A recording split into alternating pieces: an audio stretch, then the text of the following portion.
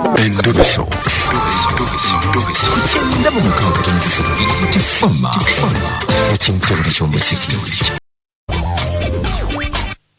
Susan jebaleko. Kale mwami kadima nawe jebaleko. Kale obulamu buli butya mukwano. Obulamu bulungi mpozzi obuvo. N'obwange bulungi yewe bali kutuwuliriza. Nange mbatumidde mwebale kunkubirako. Kale mukwana kiki? Wange mwami kadima nina omuntu wange. Amuyita Julius.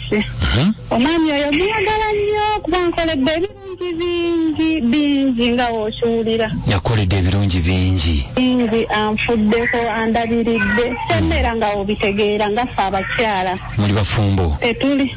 Mubeera buli omu abeera yekka. Bwe tuti era tuli awo bwe tuti ongeera omuntu abanga ayagala munno ba girlfriend, boyfriend. Akoledde birungi nga biki? Mwami kadima afaayo ankoledde ebirungi kale bingi kasente akatono kafuna. Olaba nga atitenkanya nange nensobola okubeerawo. Kuba olaba omulimu gwakola gwe gufuna kale nnyo ekiri awo. Avuga bimotoka. Avuga ki? Avuga bimotoka. Bimotoka ki? Bitipa. Avuga zitipa si afuna nnyo ekiri awo. Tipa azivugira wa? Awo Kalitunsi Dakusaya Queen. Mu Kalitunsi. Wavugira. Ye mwami kadima. Ngambe Julius. Julius. Katuyagala kumwebaza. Njagala kumwebaza omunebalizeeko. Akimanye nsiima. Osiima. Nsiima. Okay kale tutadde mukwano naffe mukwano alize tugulina naye tutaddemu naffe tuwulira nga gutuyingidde. Nga mukubire wano tovaako. Kale.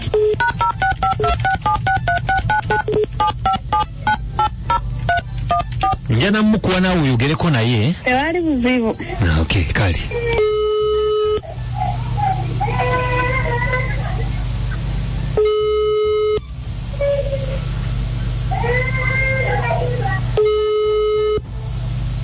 Hello. Mwami Julius. Wanjisebo. Tata jebaliko. Kali sebo nawe jeba. Obulamu buli butya? Obulamu sebo bwe tuli mpola mpozzi sebo. Ndiye tuli mmotoka zigamba kitipa. Wae mwana wange mujja tabuka mukenda kuzino. Gitya. Ngeri wano tukolera wano waffe ya ngeri bakola oluguudo awo bakiraya nti emirimu ahmetono tono bijjawo byakuyiri. Bakola luguudo? Ku Kalitunsi. Kalitunsi. Kugawe bicho byekwatamu. Byekwata. Wanji? Okay, bampita kadima kabuguza tuli ku Beat FM ekinda buli ky'omuziki wano ku radio. Nti oli ku radio tuli live kumpe wano. Ate buzibu kise. Kakati waliwo omukyala atukubidde bamuyita Susan. Susan omumanyi? Sikuulira bungi. Omukyala gwe bayita Susan omumanyi? Susan. Susan yatukubidde ng'ayagala tukubire tukwebaza ebirungi by'omukolera tugaye nti oli mwagalwa we. Susan agambye okubirani. Agambye sebo tukubire gwe mwami Julius.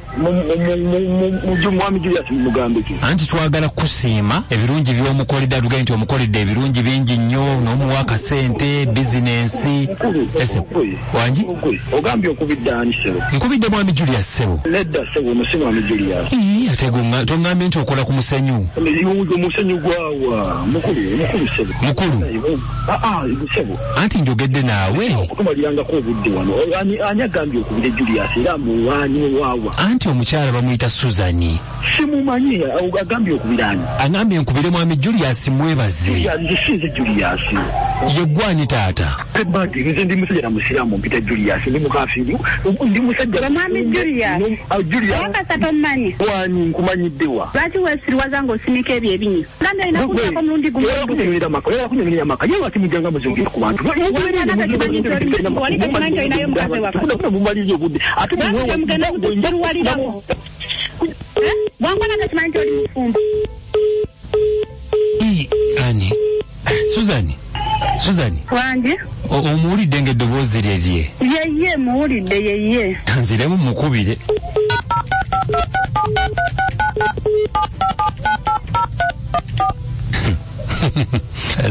Yeye ddala. Yo. Muzeeyi. wangi anti otujjeeko nga muŋŋamba ki mukulu gwe sebo kankubuli amanya aganyenze badi n'omukyala nina olimba gwe Julius bya kisirusiru ebiki gwe Julius olimba wabadde badi mulinawe mugenda muzungazunga mugenda mukomboza simwa mutuzungirako oba olina omukazi akalwaki ogenda onaawuza abala wali takimanyi nti mukazi we kyonoonya kiyiro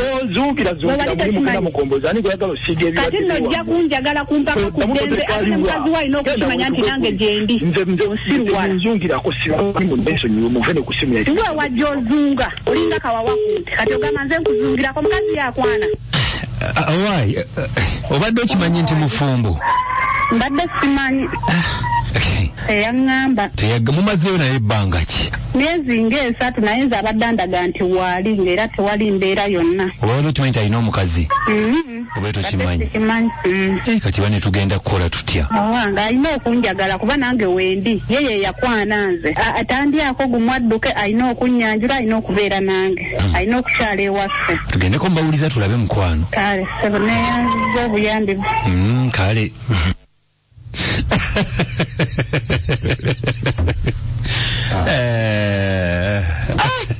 ensi eno nno nfunda eyinza ofunda nekufuukira akatuli k'empiso so maama yaŋŋamba ekiki inna lillahi ensi bwetyo bambi mukazi wattu omusajja amwegaanye ezo binsanga nga tutudde kadima anko kabogoza mwebale tuweereza ebintu byampaka bakazi mwena mwagala okweteeka mu butaala buli kimu bakikuwadde ate ova eri weerabisa osooka n'olindako mwebale tuweereza yinza n'amasoife mutungo kikatunda ate kyendabye omukazi onaye kandi ayagala kulabisa boyo ekyo nkikubuulira naye bana eryampona mukamubbi kuzaala balongo banamba bbiri mukimanye nti abasajja bafumba bwe mukiddukana nabo balanga motoka za gavumenti mubeerenga mu bumaali bwammwe musirikireeyo mulemenga okwejjayongayo nga bujonjo ku maaso mubeereeyo musirikireeyo musajja tayagala mutabangulira makaagi alinda ekawuko naye bannange omukazi tikyafa afaaki yesonyiwa omusajja uyo omusajja mufumba alina n'omukazi amwesonyiwa atalowooza wamutadde ku mpewo kyekimunyombya teri kirala gasajja bwegato bwamalaya bwagasukka wali omwana wana mpereza message webale nyagamba nti alina emyaka 16 ali mu siniya eyokusatu ali wali eri musira ali kuwali agandi bawuliza nnyo BTFM ne mami we agaye nti tebavaako kale yenna kawuki shaharu okuva ekyazanga Masaka tukutumiddeko nnyo ne mami omugaye tumutumiddeko nnyo mami tumwagala okufaako obufi kale ndowooza kabogoza tufuneyo wano Haji Kasule ne Aneti babiri bokka tweyongereyo wanje Aneti ai bukulu kadima mujabba kwana nnyo bajabba fokera akayinja bungatto bajabba konkono n'awakaaba abasana mu bisenge ne bakazi bamwe banayefa oyo naye mukambwe nnyo ojja kumpasa wampako nyonjo lwampaka yampaka ibanna ajjamu wasaba mpaka kale beera bulungi anene ajjamu wasaba mpaka ajjamu anjo lwampaka obutungulu butwali lwampaka n'ennyanya baziweyo lwampaka paka efuuse mpaka kadima assalamu alaikum wa rahmatullahi wa barakatuh mukwano mwebale kutuweereza amanya nze Haji Kasule Rashid Ngambira Kabowa kakati mwana muwala nze mugamba oyo Julius talina future talinaako wadde oyo yali ayagala kumalira nyenye kikowukowu kye ewuwo naye nga takwetaagirako ddala olezi olumiriza nti ajja kunjagala lwampaka mukwano tokaka mukwano butiko tebukkatirwa hajja tiwuno nze nsigadde ndi Haji Kasule mwana afa omulungi olwo tuweereza amanye kati namponyimanye Kabowa omwana omuwala musaasidde awuli yali mukwano mungi ate omusajja tayagala kumanya abo abasajja baba baagala kumanya wakula otya mubayige mufune abammwe eddala sigadde nedde tinamponyye Kabowa Achobola omwana wa muno yakula ati. Tako tumode diburo. Yampona no. Mbu yakula okolechi. Mumanyi. Mmensi ono inagimanya. Omanya ko bote. Soko tubajja mulekera okubeera abakebezi. Kintu ekyo kibi. Okukebera omuntu lwaki? Nakisinzira gwe waki obusaze nkukebere. Gwe wesi kugambira. Kabogoza. Kiki mpulidde ajagamba nti yali amukebera alabe. Check 1 2. Kiki waba mwana wo ng'akoze eki wandyagadde bamukebere kyekwantu abayiteeka bamukebere oliyo aba dokita abagino kabuguza ngezaako okubeera omuzadde si ndi muzadde kyeteekemu era benkebera si binza embazaala bwe buzadde enzaala era akebera nsaba aweereza message kati y'ekibimba giweereze kati naddala abali ku WhatsApp n'ab'essimu ku ssaawa ero yennyini tetujja kuba nga tusukkako wano just be a parent. Yes, I am. But the one I check is not. I'm muziki